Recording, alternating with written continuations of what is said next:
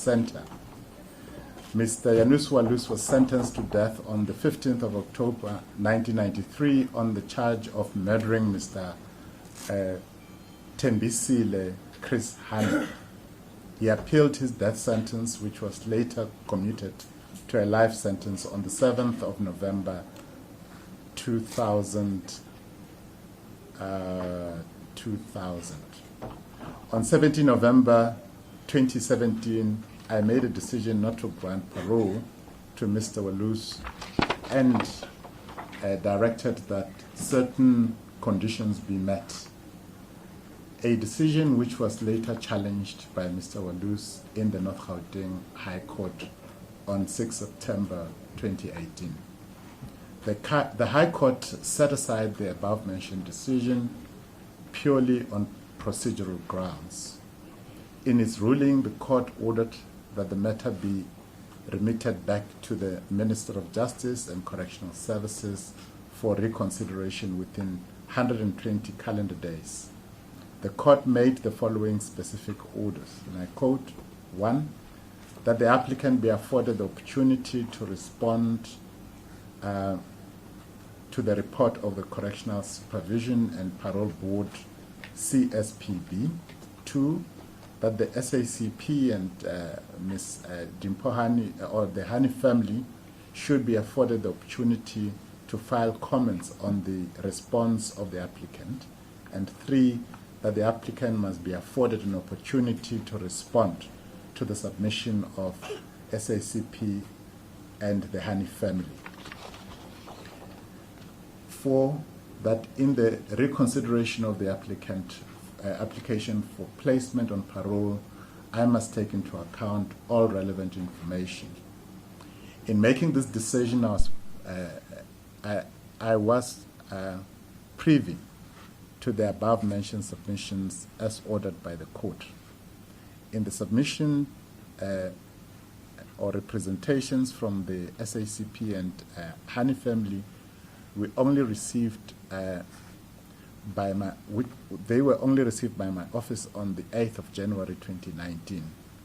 We then agreed with the legal representatives of Mr. Walus that in light of our outstanding submissions, an indulgence will be granted until Friday the 18th of January 2019 for purposes of my decision.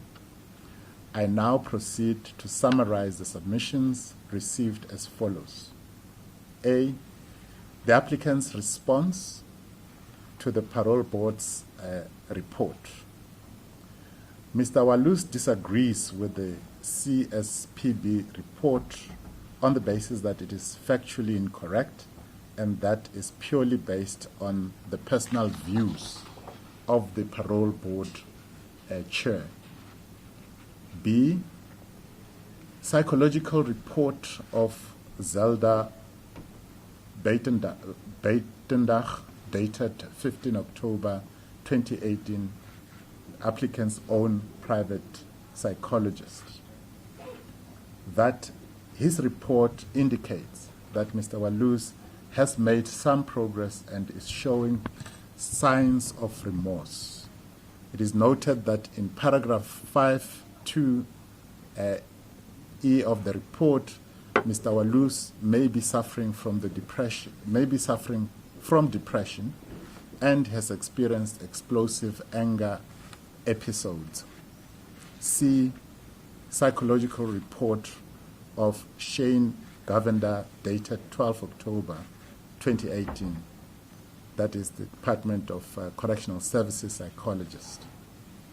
The report highlights in paragraph 8 and 9 that Mr. Walus asserts that he cannot change his political beliefs, but he now knows the difference between right or wrong. He also denounces violence as means to achieve political objectives. D, representations by the SACP and Hani family. Their representations assert that there is insufficient information on the reports filed by Mr. Walus for a proper decision to be taken. Both parties stand firm on their victim empathy statements filed in October 2013 and October 2017. They noted that Mr. Walus still requires psychological treatment for depression and anger problems. The Restorative Justice Progress Report of Linda Stein is incomplete regarding readiness for parole, and thus making it difficult to succinctly comment on. E. Response from Mr. Walus on the Hani family report and SACP. The report notes and refutes the contents of SACP and Hani family reports. Coming to my decision, I have carefully applied myself to all the above material together with all updated reports, and the following is noteworthy. The psychological report of Mr. Joel Mbele, dated 2nd May 2017.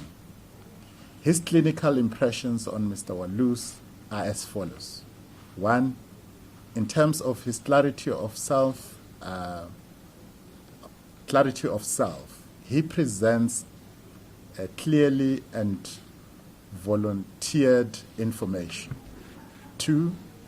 In the description of the crime, he provided detail to the crime and took responsibility for his criminal actions. 3. He clearly described his prominent and active role in the commission of the offense. 4. Regarding empathy, it can be said that he expresses remorse for the fact that the victim's children are fatherless and wife is a widow. However, he showed no remorse for murdering Chris Hani, the communist leader. He still rationalizes his actions and insists that they were politically motivated. His ideas about communism still stand. The psychological report of Zelda Buitendag. Her clinical impressions on Mr. Walus are as follows. 1.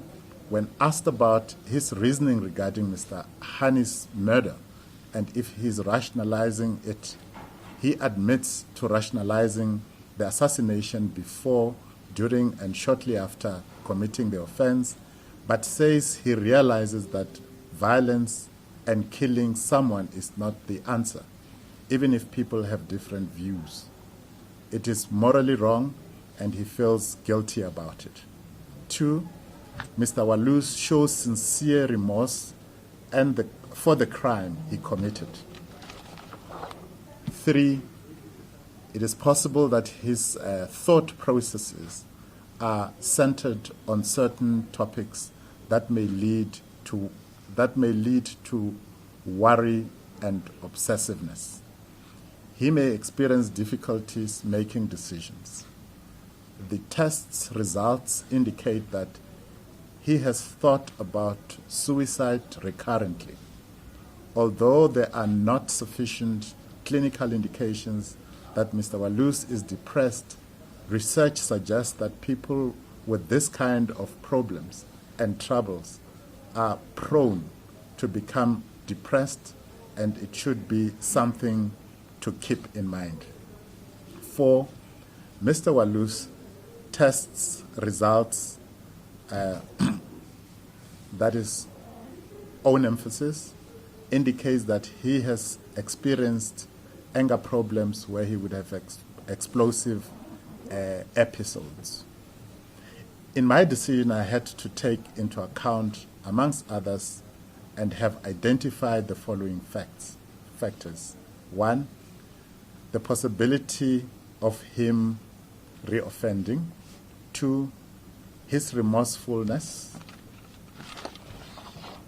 having considered the various reports of psychologists above and apparent contradictions arising therein.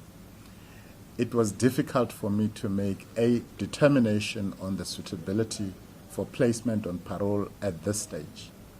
I have therefore come to the following decision.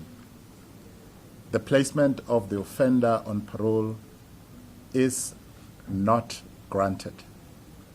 It is directed that a further profile be submitted within 6 months of this decision for my consideration.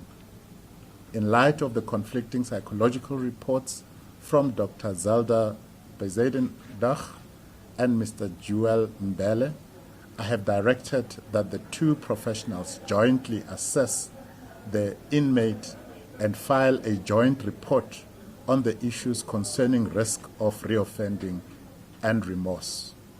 The offender should undergo individual psychotherapy with a psychologist to assist in addressing challenges which have been highlighted on paragraph 5(2)(e) of Dr. Zelda Beitendag's report dated 15 October 2018. These challenges include depression, suicidal thoughts, and explosive anger episodes. And that concludes this briefing. I thank you. Thank you, Minister. We will have a round of questions starting here. Any questions? Do you have a pen?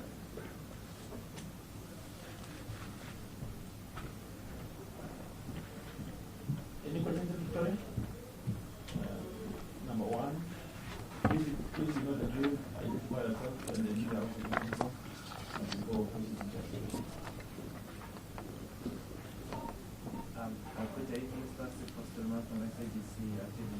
Now, we know that Mr. Walus has said that they will take this matter to the Constitutional Court if once more parole is denied, and since just announced that.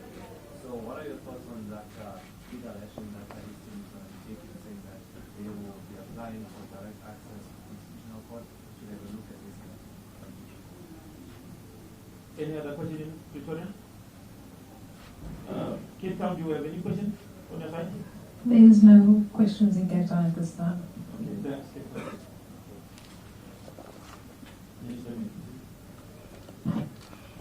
Thank you for the question. As you are well aware, my position is always that any person who is aggrieved with any administrative decision taken by government or any other arm of state has every right to have their dispute settled in a court, an appropriate court or tribunal, and that obviously is the prerogative of the applicant in this matter. Thank you. Thanks, Minister. Any further questions? Going once, twice, gone. Cape Town, any question? Nothing. Thanks, ladies and gentlemen. This concludes our briefing. Thank you very much.